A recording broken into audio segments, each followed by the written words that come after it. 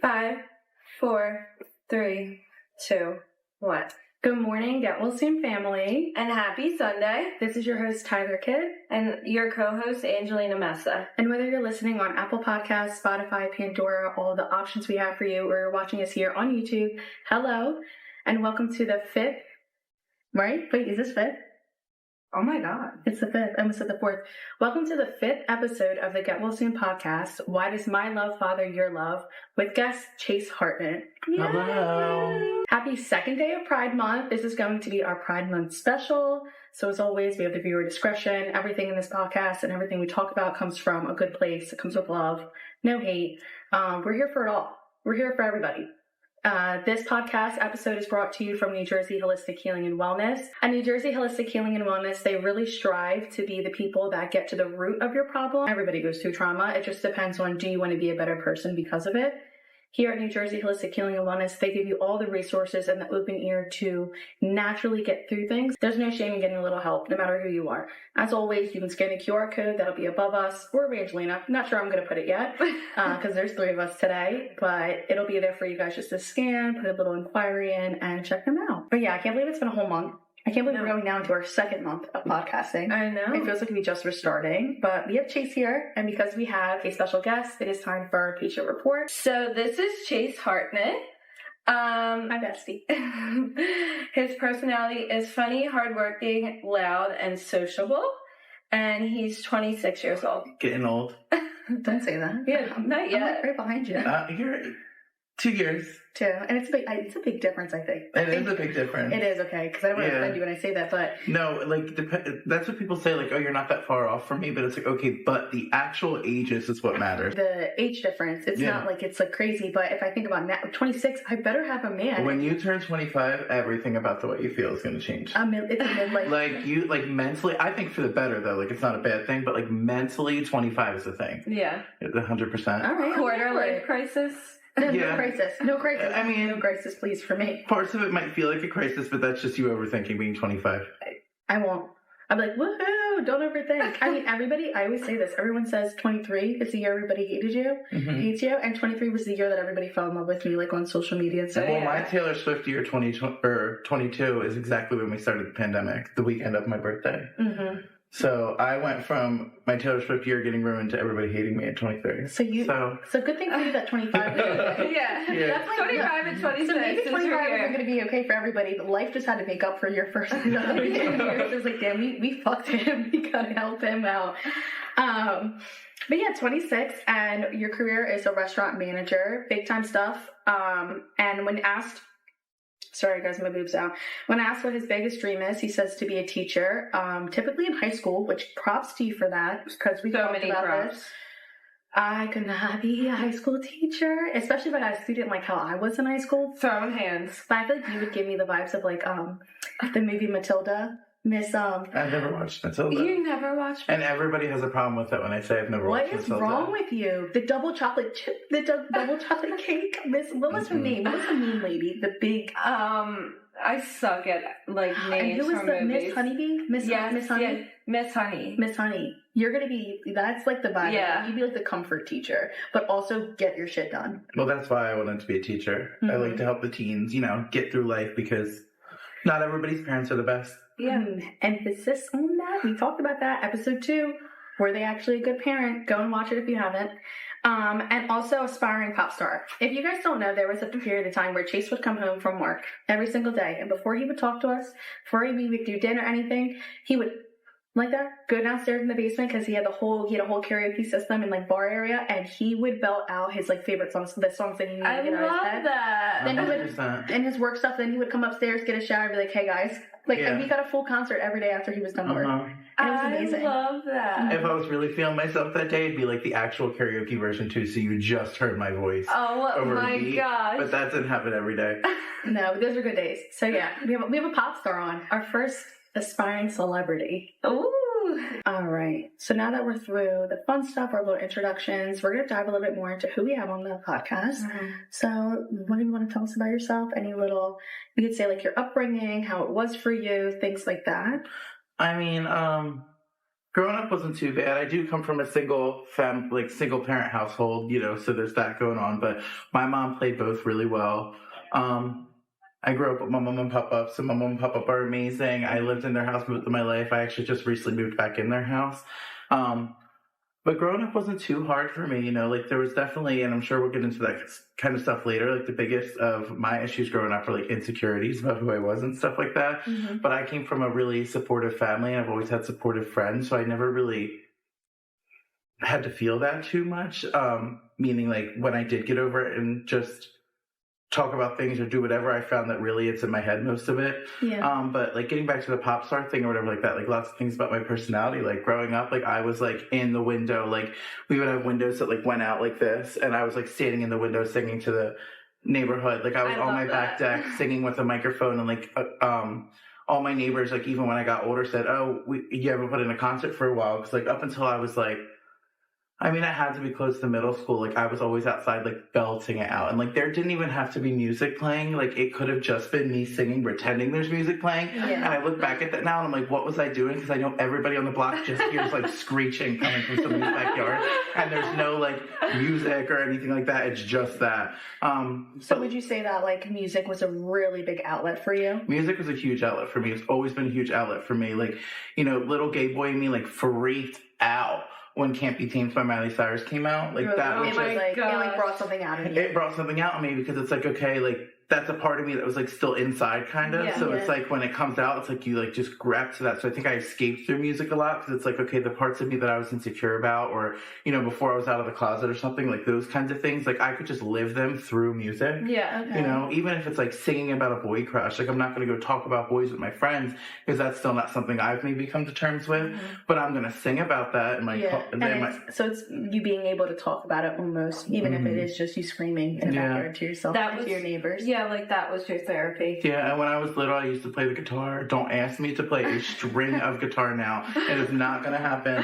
But I did. I did it. I had an electric guitar and an acoustic guitar, and I used to play, believe it or not, very different from Taylor Swift, I'd say, but I was playing Green Day songs it was nothing. I knew how to play full-on Green Day songs. Can someone give me an example of a Green Day song? I've heard Green Day. Wake me up when September ends. You don't know that one? No.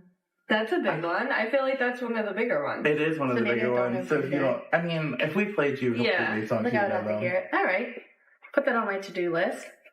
But yeah, definitely something, especially with this being Pride Month and our Pride Month special, definitely want to kind of get into more so not all the struggles, but the good and the bad about growing up when your sexuality isn't the mainstream sexuality. It's not the one that they're always teaching in the books or, things like that.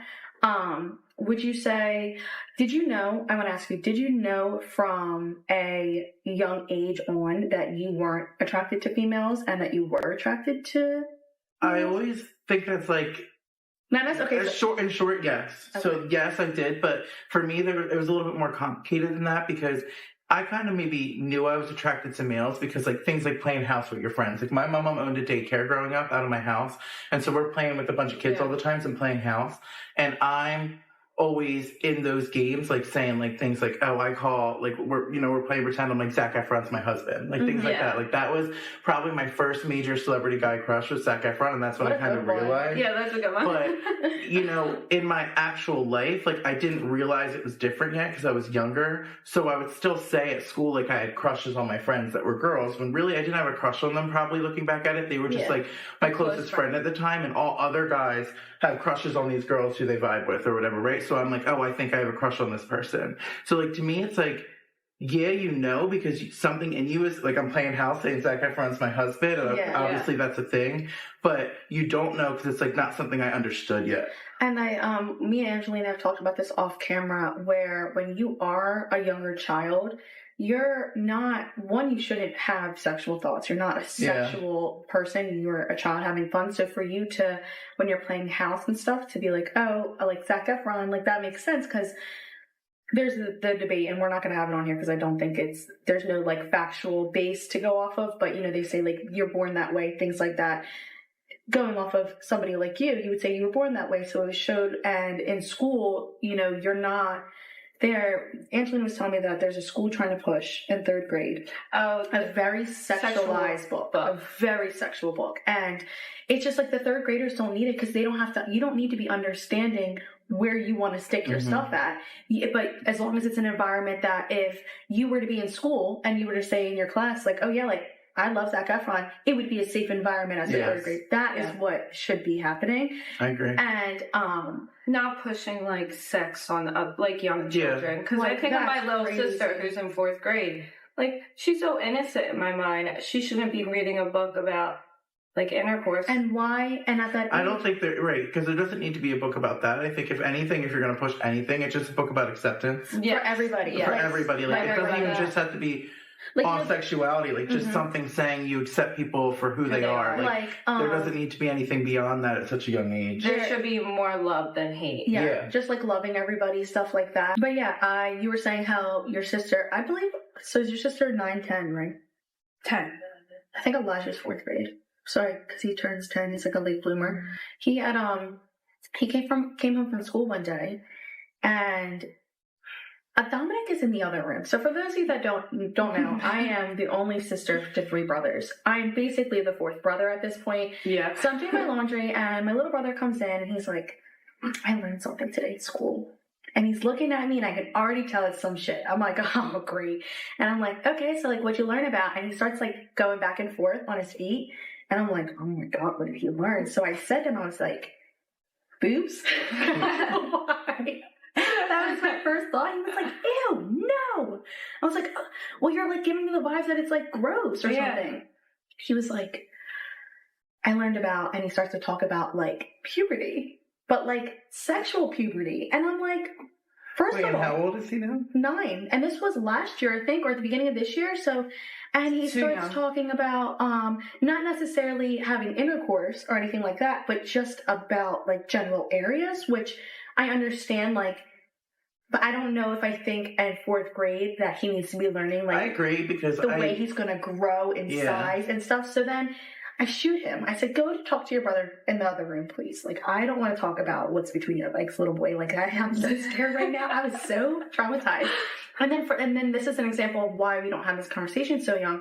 For the rest of that day, and honestly, the few days after that, he was screaming and groaning and moaning, saying, it's growing. And I'm like, please stop. But like, so now he has this over-awareness about things growing. And it's like, we didn't have to go there. Because if anything, my mother should have had that conversation with him. And when I asked my mom, did you sign a permission slip? And mind you, my mom sometimes is like, she'll forget like little things. So, but when I was like, did you sign a permission slip? She was like, no. I feel like a mom would know if they signed something like that. You know what I'm saying? You know? And so, like, to me, that was kind of like, oh, maybe the schools are getting a little too comfortable. I feel like that's something you could teach maybe when you first head into middle school and you start doing. Well, I agree. When you first head into middle school, maybe that makes more sense. Yeah. And what's crazy to me is, unless I'm just not remembering correctly, we're like switching up the opposite way, because when I was growing up, I don't think I ever had a class where we talked about this stuff until my freshman year in high school. No. That was my first year. So now they're too early and they were too late then. So I don't... Yeah. They're not getting... We need a happy medium. Yeah. And it's called middle school. There you go. Let's compromise at like 7th grade. Like, there you go. Like 6th grade, you could talk maybe about like 12. Crushes. Like Yeah. 11, 12. Not 9. Single digits are way too early for me. I don't know though, and I believe this.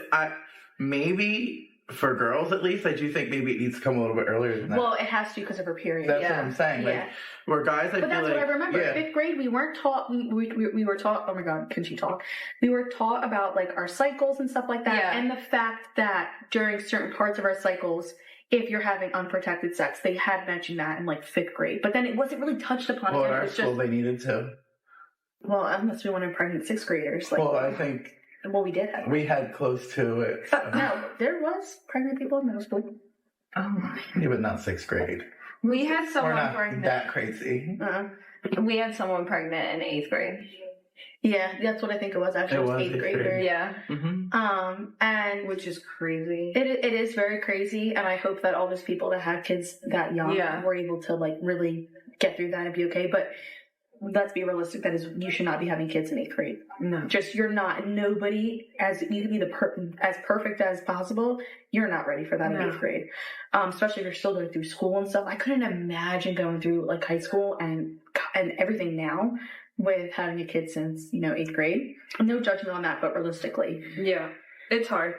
And I also feel like instead of spending time on trying to teach at a young age about like sexual stuff, how about you have the teachers have certain training to be able to pay attention to when there's signs something is going wrong at home. Like when kids are hypersexual, it usually means, first of all, where are they learning it from? And second of all, a lot of the times it means that a child is being assaulted at home or in, out of school, things like that. So instead of teaching them more about it, why don't you train the teachers during those ages of, here are certain, things to pay attention to, stuff like that. Because I don't think I've ever heard of a teacher that actually pinpointed that and resolved, like, I don't know if that would be public because it's a minor, but I feel like you would hear like teacher, I don't know. You know what I mean? You know what I mean? I guess maybe not if it's a minor, but I feel like if that were to ever happen on like a scale, we would have seen like on the news, like teacher, I don't know. Do you know what I'm trying to say? Like, it wouldn't be necessarily a specific article of like the parents and stuff, but I just don't think I've ever really heard of teachers. Or definitely when we were in school, like looking back, there was definitely like some kids that had stuff going on, but never. You never heard of a teacher like that's okay. Thank you for wording it like that. I'm like saying news articles, but no, never. I feel like teachers should be able to like pinpoint that. Like you spend all this time with these kids. You're, for the most part of the school year while they're with you, you're a type of guardian of them. But they also have to follow guidelines, Well, that's what I think. Well, I always say this. I think that a lot of the school guidelines and systems need to be updated. I think there's a lot of outdated training, teaching, stuff like that, and like pay our teachers more. Agreed. Amen to that. Because they're literally raising your kids. So coming back to still kind of coming to like upbringing, we can talk about like teenage years when you started to realize more into, it's not just like a Zac Efron crush. Well, fun fact, I tried to do the whole bi phase, right? So I guess I feel like a lot, just based off of what I've heard and like stories I watched, because when I was younger, I was watching YouTube of people who are out and they're coming out stories and stuff, just to like find that comfort. And I feel like a lot of people have done the thing where they kind of go bi first, and I think, it was kind of like that crossover period where I said, like, everybody had, all the guys liked girls, and I'm kind of confused, and I'm getting into, I want to say 7th or 8th grade, and I'm really realizing, like, okay, I went through a little thing where I'm like, this has to be a phase, like, it doesn't make sense to me, like, it didn't make sense to me, so I thought it was a phase for a couple years, and I kind of was coming out of that maybe 7th or 8th grade, realizing, like, it's not a phase, but I also, I don't know, like the thought of like not marrying a woman and having kids that way and all that, like that at the time scared me, and now it's crazy because now I'm like, I don't even know if I want a family. But back then, like, I'll give you some kids to have for a little bit. But my 6 kids. You're crazy for that. Absolutely not. I'm gonna have 2 tops. But I think that grasping all that and realizing that's going to be different for you, especially back then, because I feel like gay is something more common now, where it's like back then, like you didn't see a lot of them. Like I knew one person in our whole entire school at the time that was out, and he was the only person that I could actually point to in real life that was out. So it was just really confusing. So all that to say, like I was trying to convince myself I still had crushes on girls. So like, I don't know. You dated girls? Right? No. Did you have like young? No, like not like a serious relationship. Like in elementary school, there was some like hand holding at skating rinks, a little kiss every once in a while on the cheek, like things like that. In middle school, I definitely acted on a crush I had on a girl that really, I look back at it, was never a crush, and for me, I just embarrassed myself for no reason. But it was one of my really good friends at the time too, and I told her, like, I think for me, it was kind of like, okay, I'm gonna try this out. Like, if I tell her I like her and the feeling's kind of mutual, like maybe we'll try it out, we'll see what happens. And the feeling wasn't necessarily not mutual, it was just confusing for us, I think. And it came, my freshman year of high school is when I actually came out. Like, the same friend that I said in 7th or 8th grade I had a crush on, that I was like, let me try this out with, is actually the first person I ever told. But I told her my freshman year of high school I'm bi. I didn't come out fully as gay. I didn't really, I guess, come to terms with that and like accept the fact that I was fully on like men are the only thing for me. And actually until I had a conversation with my mom where she kind of like forced me out of the closet. And that's going to make my mom maybe sound crazy, but like in the actual best way ever. And it was probably what was best for me, you know, just kind of like, you know, she was snooping through my Facebook messages because my mom was big on that early high school. And she saw that I had told that friend on Facebook that I was bi. And my mom said to me straight up, she goes, we're sitting in the car one day and she goes, so is there anything you want to tell me? And I'm thinking like... That's the worst. You're like, what did I do? That is the worst line. I'm like, oh my God. And you go through the list and then I'm like, what's in my phone? Or when the parents used to be like, let me see your phone. Yeah. And you're like trying to delete it real quick. But yeah, so she said that in the car. So she said that and I'm like, I don't, you know, kind of confused where we're going to. Eventually, I don't remember how it got to the conversation got to. Like, she kind of saw my messages and I'm bi. But my mom goes, yeah, but could you really see yourself marrying a woman though? Because and I said, I sat there for a minute thinking about like, I mean, now's the time. Like, do you? And are we going to be honest about this or push it farther? And I said no. Has your mom go for your mom? 100%. And I also think not necessarily like forcing somebody out the closet, but just really like giving the space. I think what she did was she gave you the space to finally be honest. And we went right from that to Nike just came out with new Pride sneakers. Can I buy them for you? And I'm like, maybe not yet. Maybe like, not yet. Calm like, down. Has your mom ever said to you that she knew it since you were younger? She never actually said it to me, but everybody knew it. Like, I didn't even tell the rest of my family. Like, that conversation turned into my mom telling the rest of my family, which, if any parents watch this, I wouldn't do that. But for my family, I think that's kind of something that didn't really matter. Like, my crazy story, my mom's best friend for like 50 or 60 years now, he's gay too. So, like, that kind of acceptance is already there with my grandparents and stuff. Okay. And he has the same birthday as me. But... So, like... That's so cool. You know, I guess the real nervous thing for me when my mom turned around and told everybody was the guys in my family and how they were going to react. 100%. Because, I mean, we could get into it if you wanted to, but I actually still remember a certain conversation between my grandfather and my uncle when I was little of us watching... It was something on Jeopardy or something. And it had something to do with, like, same-sex parents adopting. And I remember my grandfather and my uncle sitting on the couch and saying, like... they don't think same-sex couples should be able to adopt. You know, that's not where they should be brought up. Like, you go do that. It doesn't bother me, but you shouldn't be able to bring children into it. And that conversation is something that stuck with me. I actually just told my mom that I remember this conversation like 2 months ago for the first time. Yeah. But it was like, that stuck with me for a while. It's a thing that I think actually prolonged. Like, I might have come out in middle school, but like, I thought about that and thought like, okay, like my grandfather's like the only real male figure I've ever had in my life. And he's amazing and has progressed with the times so well. So like, really it doesn't even matter anymore.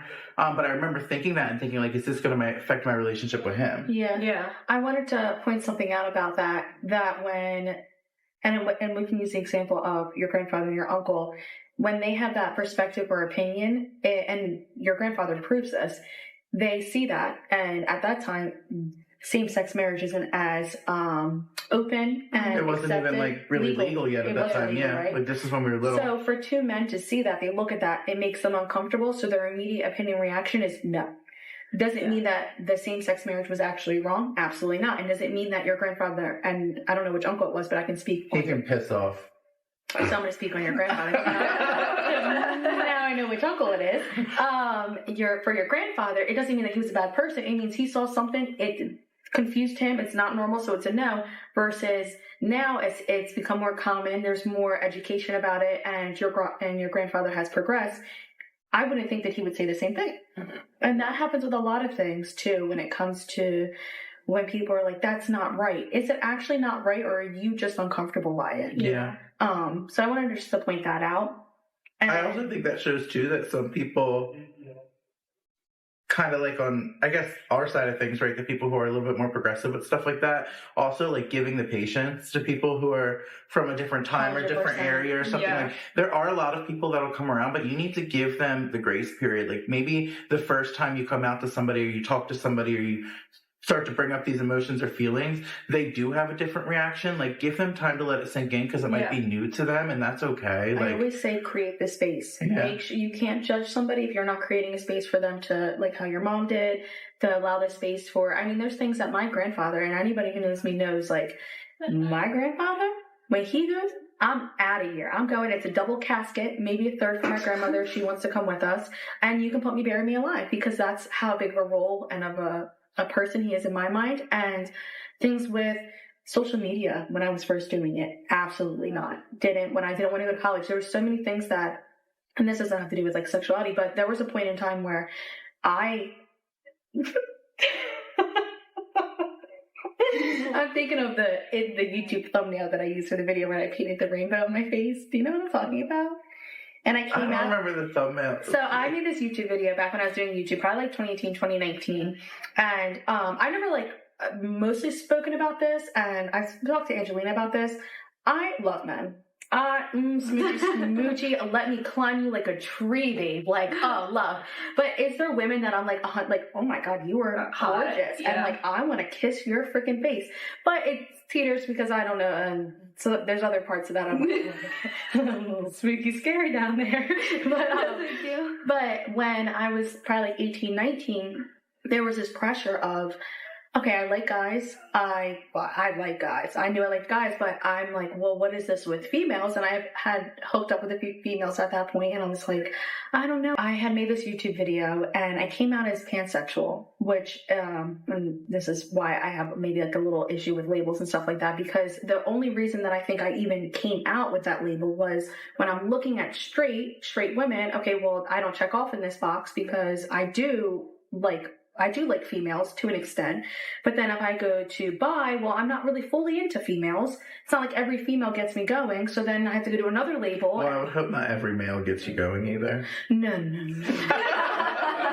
Some of y'all make me dry up like a freaking desert. I can name a couple off the top of my head,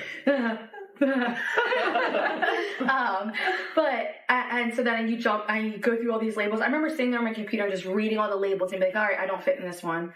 I can kind of fit into this one, but I don't fit into that one. And then pansexual was, from what I remember, it was just like, you just like people for people. And I'm like, okay, perfect. This is the label. And I made a video. And I wonder, I always think this, how much easier would it would have been for me to not have to feel like I was checking myself into labels and to just have from the jump been like, oh yeah, like I like people for people, like versus having to feel the need to, when I'm trying to understand my sexuality, understand it with a label. Like instead of just sitting with myself saying, well, what do you like and what don't you like? Okay, then that's all you need to know. You don't need to know that you're this or you're that.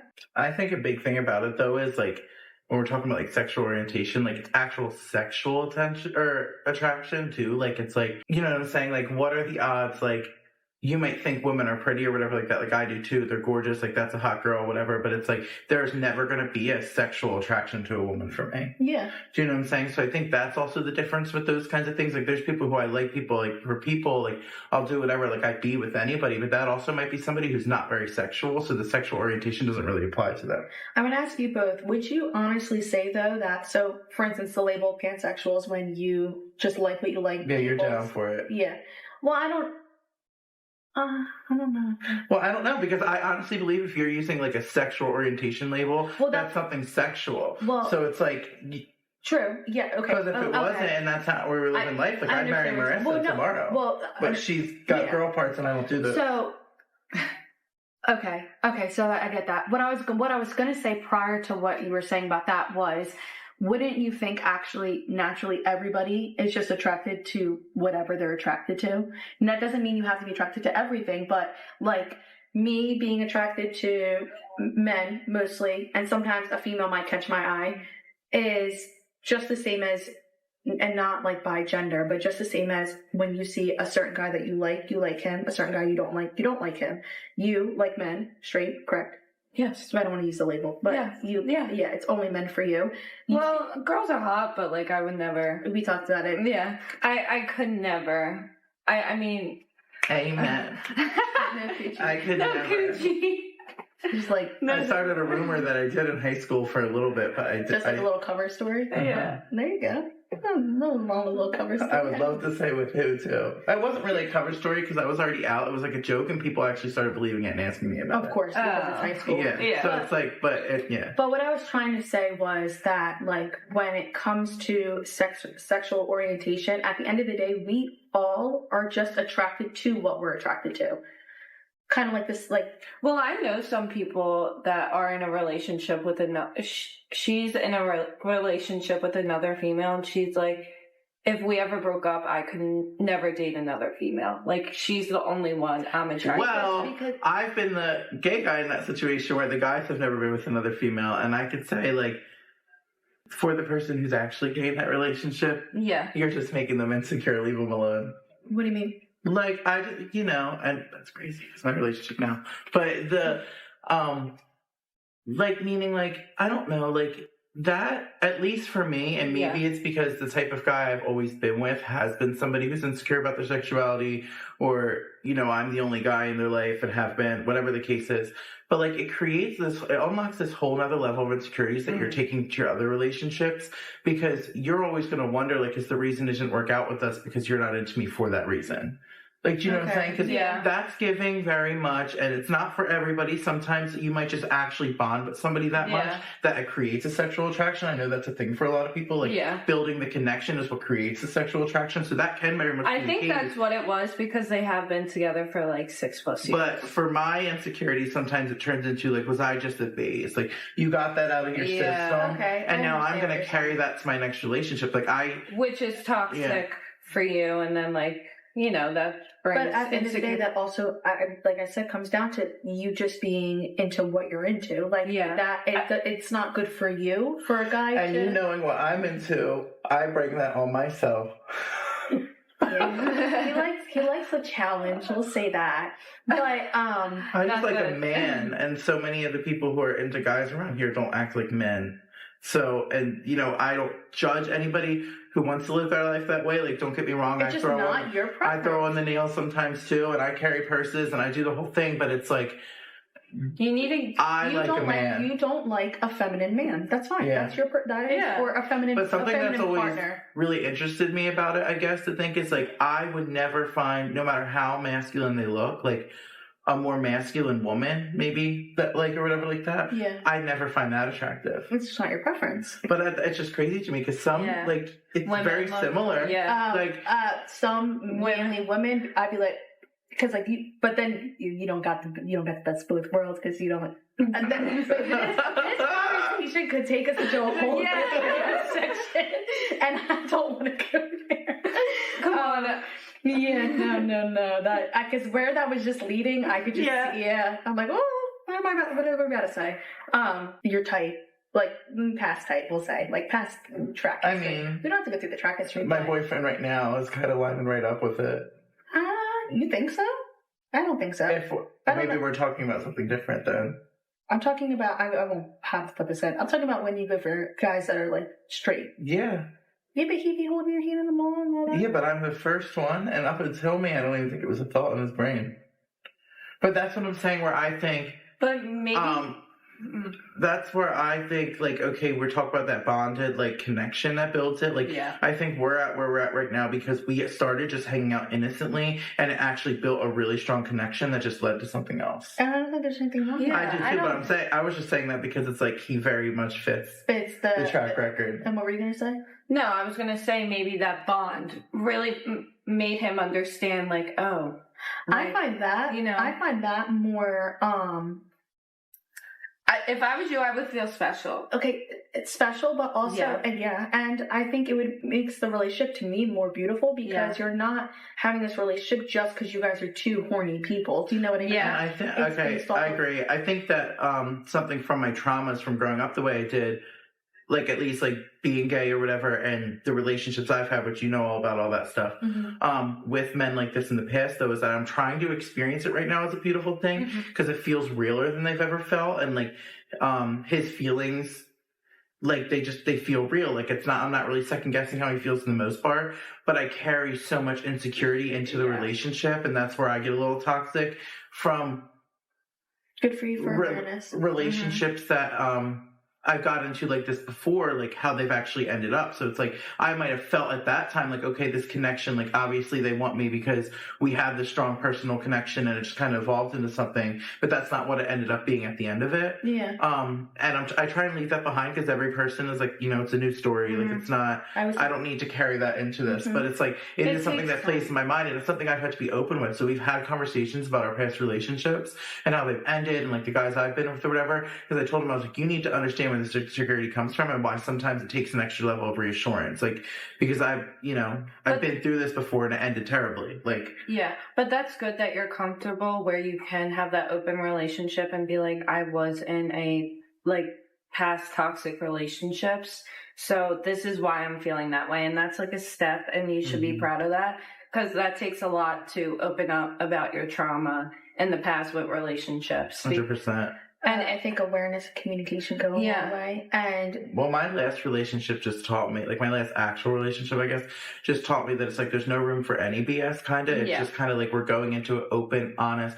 We're starting from the jump. Show me the ugly and I'll deal with it. Like I don't waste time, because it's like my last real relationship, like he was amazing at the beginning. And then by the end of it, I was like, why am I still stuck in this situation? Like, and I couldn't get out. And it's like, I'm never putting the first year at the Cleed.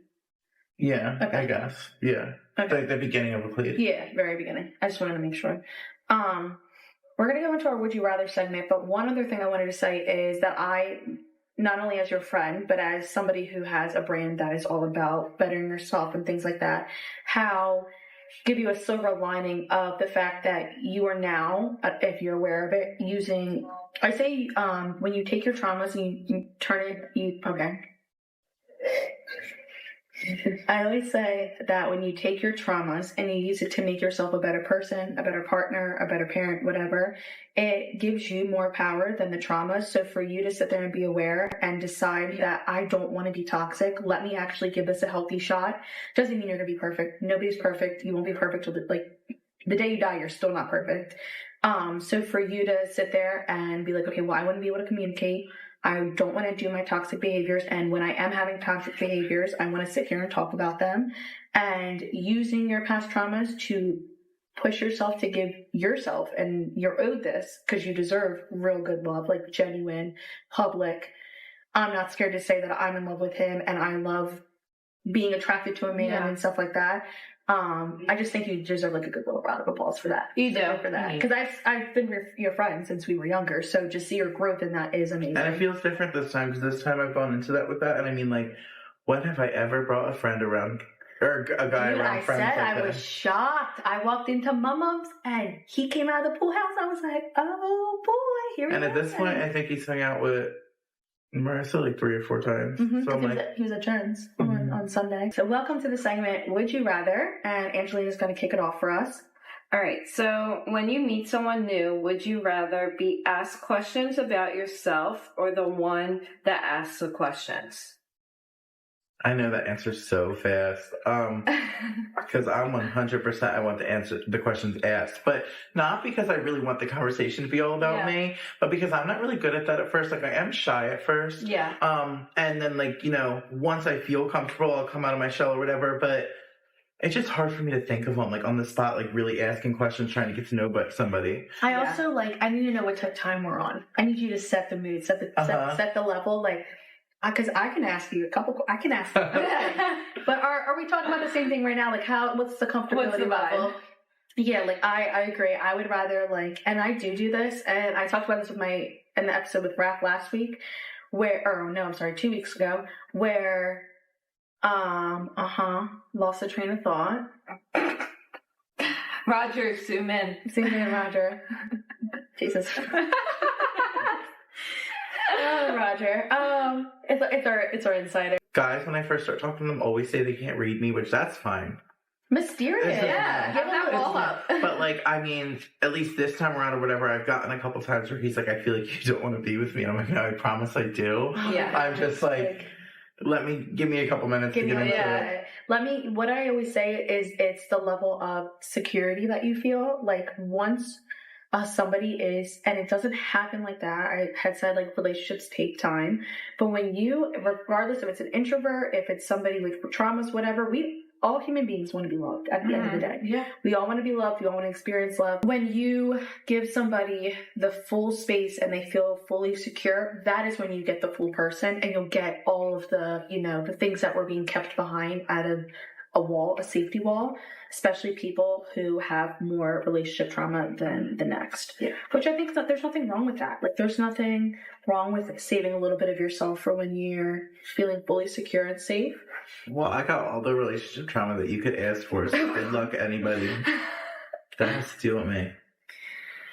You'll get through it. 100% you'll get through it. You'll look back in like 5 years and be like, damn, the growth. Well, I feel like I'm already there because I feel like I have... That last one put me through the ringer. I feel... Yeah. Multiple ringers, actually, I would say. I was just about to say, I feel like I actually got some relationship trauma through your relationship. Uh-huh. But it's okay. It taught us all. It's okay, though. I put him in jail. Yeah. Yeah, he did. Well, props to you. Is he still? No. Yeah, I don't know. When was the last time I heard from him? He was in jail last night? You heard? Well, but I mean, I would answer and be like, who is this? And it'd be him calling from jail. And I'd be like, I have a restraining order against you, and you're calling me from jail. I just feel like what is that? What is that? And yeah, how are you? And you're that stuck on me, and he couldn't claim you when he was with me either because of the whole... Of course. So there was a lot of things. There's the trauma. Yeah, there is one the of trauma. them. One of them. Oh, gosh.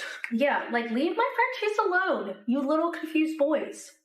It's okay to be a little confused, but don't be hurting his feelings. Get your stuff together. You know what would be really good? Going to New Jersey Holistic Healing and Wellness. They need that. They're specialized. They will, trust me, it's confidential. HIPAA. All right, my would you rather.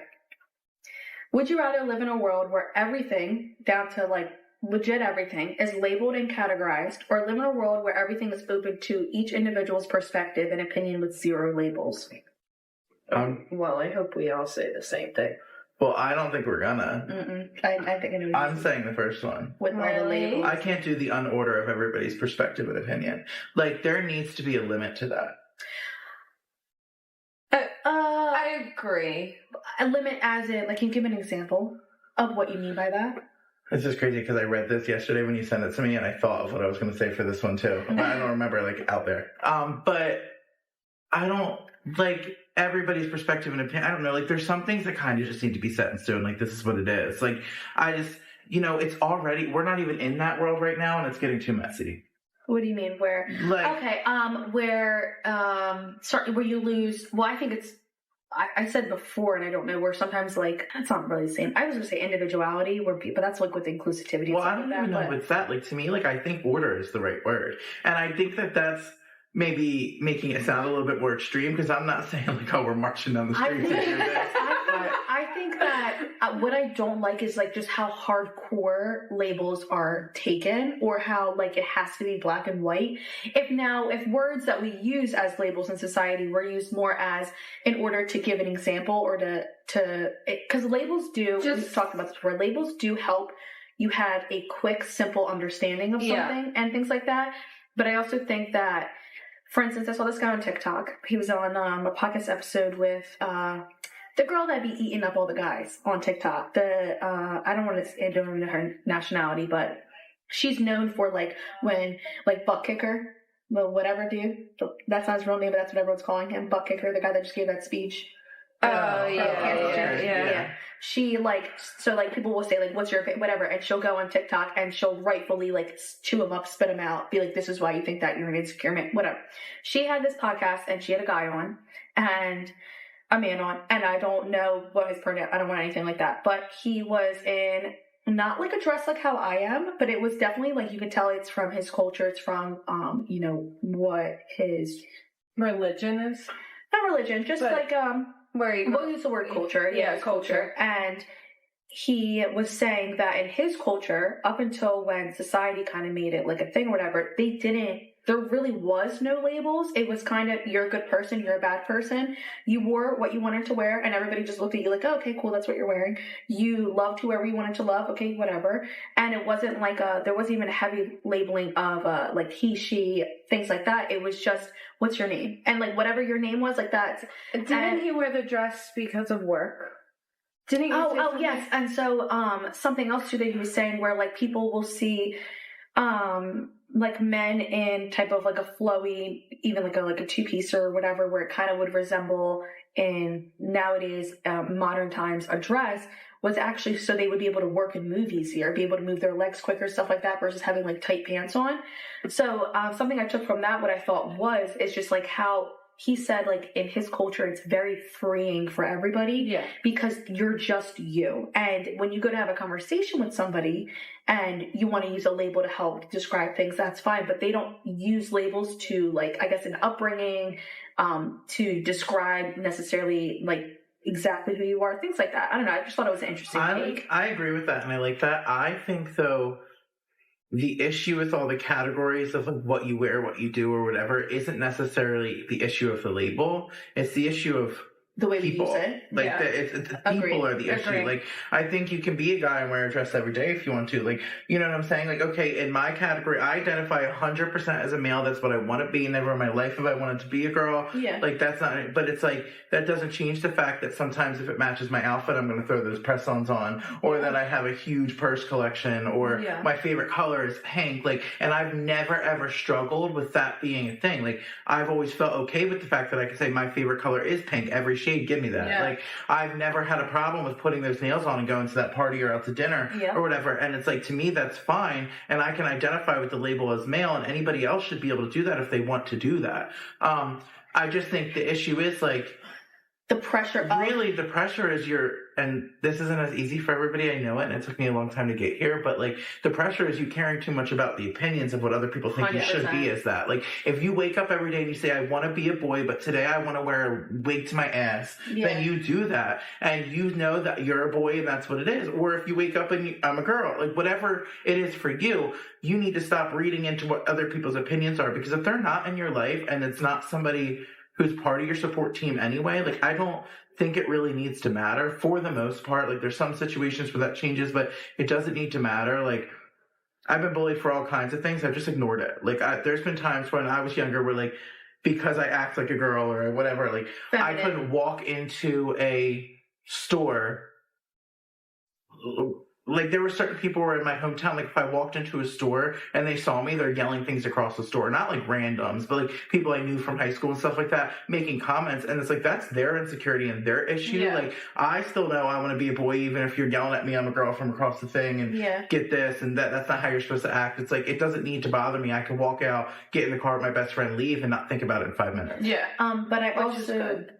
Sorry. No, I said which is good to have. I do agree how you said, though, that, like, that's sometimes not as easy for everybody. And when, say, you are someone like you who is, like, you're like, okay, yeah, like, I'm a guy, I identify as a guy, I'm a man, and you do, like, doing the press-ons and stuff like that, somebody who's not as mentally strong, to hear people yelling at them when they go into stores and stuff, oh, it's a girl, can really mess with someone's head. Oh, I understand that, because it definitely did for me for a really long time. I was going to ask you for, like, what would you say for people like that maybe do struggle when they're like, okay, yeah, I'm secure in who I am, and then they go and there's people that bully them, or they try to tell them that there's something that they're not, or things like that. Like, what helped you to really, like, stay grounded as much as possible and to stay secure in yourself? Well, for me, I think a really good support system is really important. And when I say that, I don't mean you need to have 15 close friends. And I mean, that's coming from us where we have, like, a group chat with, like, 12 of us. So but, like, you don't need to have that. Like, for me, it's like, if you have one or two people in your corner that you really feel comfortable around, like, focus on that. Like, don't focus on what people who have nothing to do with your life. Yeah. And it takes time and training of saying this, like, think about it after it happens. Does this really affect me? Does it change anything about how the rest of my day is going? Yeah. It only does if you let it. And I did spend years hurting from the things people said to me, whether it was in the middle school hallway, or, like I said, like, walking into our local 7-Eleven and people having something to say, or in different classrooms when I was in high school, you know. But I found a good support system that, number one, stuck up for me. So I didn't, you know, I definitely had parties where people were saying stuff to me and my friends were ready to fight. There is somebody here. I thought I heard somebody here. A ghostie? Huh? A ghostie? A gay ghostie, because it's Pride episode. We're conjuring gay ghost. One of my past traumas. Oh, wait, that? In the room with us. Oh, welcome. Take a seat. All are welcome. All shapes and forms. So yeah, you were saying a good support system too. And I think just with the support system. Like, and if you don't have that yet, that's fine. Branch out and find it. Like, it took me a lot of friend groups and a lot of different friends to get to the one where I was like, okay, these people are really here for me. They really support me. They're in it for the right reason, and I'm in it for them for the right reason. Like, find that, and it might take you a long time. Like, I wasn't secure with, like, this is the group friends I want to have probably until, like, the past 2 years. Like, oh yeah, we like leveled it out. It's pretty good. No, I agree with that. And I also think, too, practice and spend time finding the support system within yourself. Like how you said, not caring what other people say. Like, you're here for your life. And at the end of the day, until you have, like, kids and stuff like that and partners, the only concern should be your life. And not in a way that where you're abusing other people or you're taking advantage or you're treating people like that. No. But at the end of the day, like, if you like something or someone, then that's what you like and whatever. And screw anybody who says anything about it, because at the end of the day, they're not you. Yeah. And I think that yeah. Okay. And then you also can choose to Feel Empowered by Taylor Swift. Yeah, I said episode 1, know who you guys are talking to. Swifties are on this podcast. And I would not still be here on this podcast, I think, alive. And that sounds exaggerating, but it's not, if it wasn't for this girl, Taylor Swift, and her music. I would say Halsey saved me when I was growing up, because music was a really big outlet for me, too. I liked when you said that earlier. I locked myself in my pool house for 3 months and listened to nothing but Taylor Swift in the darkest time of my life, and came out of it healed, and I learned from it. Like, it wasn't just like, you listen to music, now I'm happy. It's like, I dove into it because I felt like I related to it so much, and I learned from it and came out a better person. Thank you. Reputation by Taylor Swift. We're all alive still. All right, so let's go into our Reddit segments. Yes. We have 2 kind of themed towards this podcast episode. So the title is Struggling with Acceptance. Hey everyone, just wanted to share that I've been feeling really lonely lately. About 6 years ago, I came out to my family, and their reaction wasn't what I expected. My brother brushed it off, feeling jealous of the attention I got. My mom even threatened to harm herself because she couldn't understand it. I'm sorry. That's just, it's sometimes when things are so ridiculous. Like, I just can't believe that. So we said this before. It's not that I think it's funny. I just think that is dark humor. That is so crazy for, like, somebody to come to their mother and be like, Mom, this is what I like. And she's like, what? This isn't about you, babe. This is not about you. Just keep going. Sorry. And my dad just ignored the whole thing. Fast forward to now, my mom has passed away from cancer. My brother still avoids the topic. And on Christmas, my dad asked if I had a girlfriend to cheer me up. It hit me hard, bringing back all the old pain and making me feel even more insulated. Sometimes I find myself hiding who I am just to fit in with them, even though I know it's not healthy. I also have this fear in my head that if my own parents rejected me, who else will accept me? Even with the years of therapy, I understand where they're coming from, but it doesn't make me feel any less abandoned. It's tough realizing that I can't share my happiness with them, and it feels like I have to choose between genuine connection and settling for something superficial. Tough spot to be in, for sure. Before we dive in a little bit about this, whoever made this post, if you ever see this podcast and you're like, oh shit, that's mine, I will give you a family. You can have my family. You can have all of our families. Like, that is so horrible, and I'm so sorry. Awful. And I know he said, like, from years of therapy, he understands where they're coming from. Good for him. No, fuck your family. Yeah. I'm sorry, because I think, like how he said, there's that space given for you to understand and get to know and stuff like that. Yeah. For this to be 6 years, you've given your family 6 years to understand who you are. And your dad says, oh, you have a girlfriend? After your mom just died? That to me is when there's like, that's too much ignorance. And like, you are not necessarily the best person in my eyes anymore, because you have had that 6 years to understand and love your son. And you decide to, 1, ignore it, and 2, to almost like, it's one thing to like just completely ignore it, but to know that your son is saying that he likes the same sex, and then to be like, oh yeah, like, how about a girlfriend? Why just keep your mouth? It's a slap in the face. Keep your mouth shut. And then also, I feel like I've learned from going to therapy that it's okay to cut out family, even though they're 100%. Yeah, even though they're blood, you can cut them out. Cut the toxic out of your life. Amen. Yes. I cut my dad out. Hope you tune in. Well, I don't know if I do. Yeah, is he going to come after me and Tyler now? Maybe they played in He's probably in jail right now too. I don't know. It's so back and forth. I'm gonna get Get Well Soon aired in the jail. Yeah. Actually, I don't know. They might come after us. I think we say something wrong. But I think that's something interesting they said in there, is they said about, like, the brother was jealous of the attention. I think attention is so interesting to me in this context because it's something that relates to me in a way that, not somebody being jealous of it, but when I first came out, and, you know, we talked about this earlier, my mom was telling people for me or whatever. When my dad first found out, so he didn't have this reaction to me because I didn't actually tell him. I just understood that he found out. Yeah. But apparently, through the grapevine, I heard that he said I was doing it for attention, which, number one, like, everybody who's known me my whole life knew that wasn't the case. They were waiting for me to come out. But I just want to know, like, it's not good attention you're getting. So people who think that, I want to understand, like, I mean, I've done some crazy things for attention. We all do. Yeah. But back in the day as a teenager for boys. Yeah. But I don't understand what they think. Where is the positive coming in from? Okay, I'm going to come out of the closet for attention, so the attention I can get can just make my life harder. For the rest of my life. Like, there's always something that's going to, I think there's a big responsibility. And that's an insecurity thing, I think, on the person as well. Like I said, it's an insecurity of not understanding. Yeah. Of feeling uncomfortable by something you don't understand, and instead of taking the time to learn and understand it, you're just going to immediately, like, say, oh, it's for attention or whatever. Parents play a really, really big role in, you are a product of your environment. I say that all the time. Everybody has the willpower to be better than their environment, but you are a product of your environment. And so when your parents do stuff like that, like, say you only just had your dad.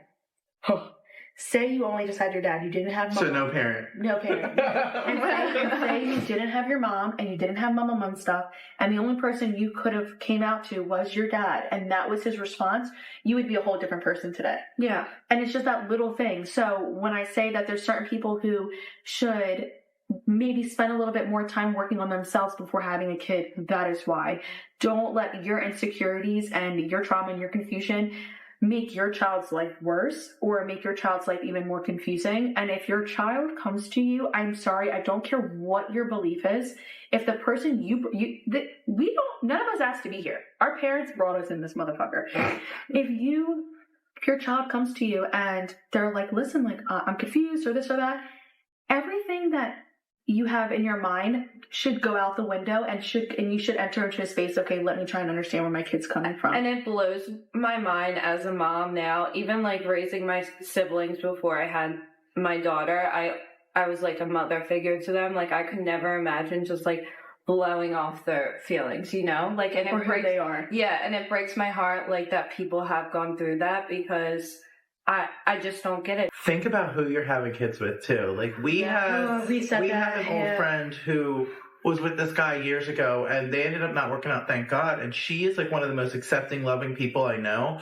And the guy she was with, and they were getting very serious, was talking about if his son ever grew up to be gay, he'd take him in the backyard and shoot him with a shotgun. And she said to me in a real conversation one day, close friend to close friend, said, like, I don't know if I could be with somebody who says that, because 100%. I'm like, that's not how I'm raising my children. It's like, that's important. Like, that's something you should talk about with somebody when you're having kids with them. Yeah. Because you don't, don't be that husband or wife or whatever you are one day that is like, you want to be there for the kid, but you're not because your spouse doesn't agree with it. Like, I know there's people who do that. Like, okay, choose that kid over that and make them feel comfortable and get rid of that loser. Like, but think about who you're having kids with, and like, do I want to bring somebody in this world that I'm going to love so much it's going to be affected by somebody who thinks this way? Like, no, 100%.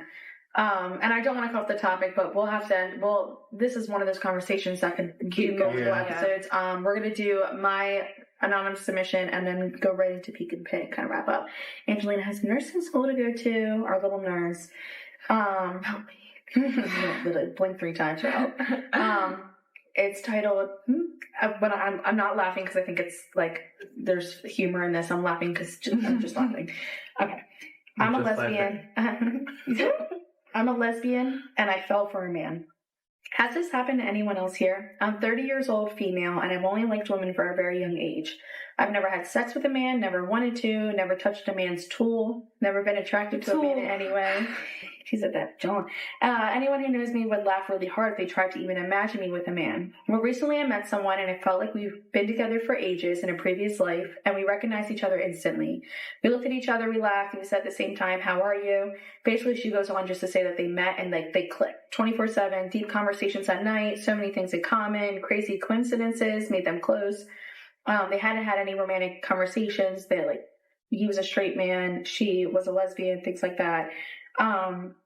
Did they do the deed? Yes. So eventually we had sex, and it actually felt like the most natural thing to me. I can't realize he's actually a man. My brain put him in a different category, and I keep identifying myself as a lesbian. It's like nothing changed, and I believe he will be the only exception ever. I would appreciate your thoughts. So, from my understanding, this entire conflict in her brain isn't coming from her actual orientation, not what she likes or whatever. It's her trying to strictly stick herself in that lesbian label. Yeah.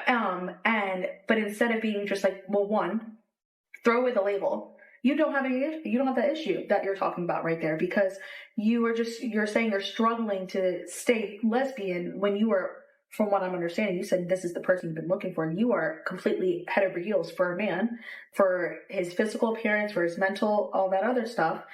So I thought that was just kind of like an example of when a label's used too much. Yeah. And it's used by her too much, like by the person or, by society type of things. Like, girl, you liked coochie. You liked it. It was a great time. It was an amazing time. You said it was whatever. But you like a man. And you love who you love at the end of the day. And if it feels right, then it's right. And I would know for someone. I think the big thing that changes it for me too is I was going to ask at the end, like, is there any sexual attraction? But if you enjoyed the sex, then 100%, like, go for it. That's what you're feeling. That's what you're doing. Because if you didn't have sex and you didn't enjoy it, I was going to say maybe start thinking of it as maybe if you aren't attracted to him, then maybe it's just a best friend soulmate kind of thing. Because I 115% believe that, and my soulmate is my best friend. So, like, there's nothing that's going to change that. You and your best friend. Sorry, man. Like, she's coming before you no matter what. Like, till the day I die.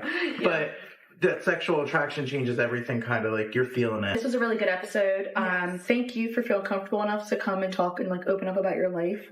We really appreciate it. Yes, thank you. And I hope anybody else who has like any kind of similar experiences, people who are going through experiences that you've already like kind of like went through, things like that, this helped you.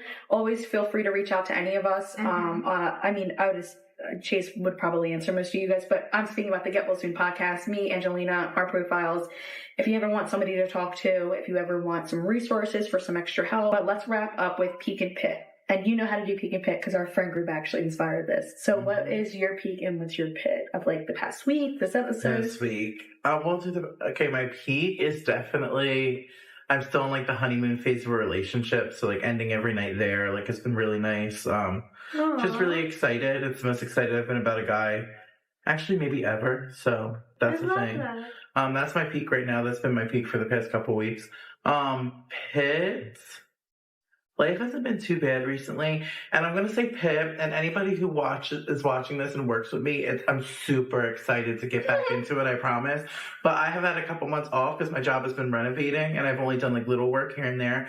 So I guess the Pit is kind of, I'm gearing up that next week I start back full time, and it's going to be like insanely busy for me. Yeah, catching up. So it's been nice to be on your schedule. Thinking about that's a little stressful because my job is very high stress, but I know once I get started, it'll be fine. Yeah. Do you know your peek and pit? Well, my first exam I passed with an A, which is... And it was a high A. Yeah. It was a high A. Good for you. So that was a big thing because I haven't gotten an A in nursing school yet because I just want to bang my head against the wall. But that's a peak, and then my pit is just... also nursing school. Nursing school. And that will probably be my pit until I graduate. So fine, we're holding her through. I know everyone started off their peak. I'm going to start my pit because I just noticed it, and it's literally that I'm sweating through this dress. I literally have like dark red pitters. I have a meeting today. I can't be... You're going to have to change it. I don't think anybody's going to be able to tell. Just don't be waving your hands in the air. But I'm crazy. I might be like, what happens when I... Yeah, okay. It's bothering me. I'm going to have to like air dry it. And my peak... would be all of the like accomplishments we've been doing with the podcast. Yeah. There's a lot of exciting, fun stuff happening, including we will be coming out with Pride merch. So when this episode drops on June 2nd, it'll be in stores. It's actually going to drop the same time the podcast episode drops. As you guys saw earlier in the episode, if you're watching us on YouTube, we have like merch examples. If you're listening in on us, just check out our Instagrams. They'll be up there. And then also on June 9th, we'll be at Burlington Nutrition from 10 a.m. to 2 p.m. It's a Sunday in Burlington, New Jersey.